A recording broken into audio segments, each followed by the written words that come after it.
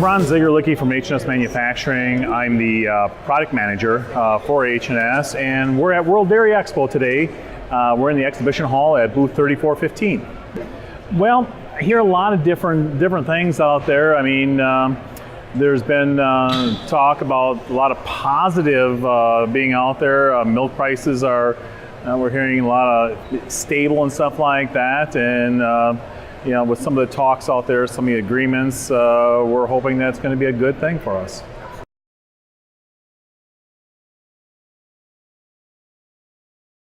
Yeah, H&S actually has been in existence for 50 years. Started out as a company basically manufacturing forage boxes, and we've grown to a company that is very diversified from a market that was kind of dairy oriented, and we've gone to the rakes, which you get in the cattle, and the grinder mixer, which you see behind me.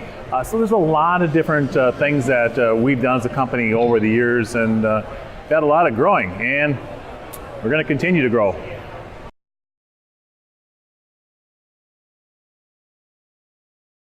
Yeah, we've actually got a lot of things in the works right now. I'm really excited for this next year.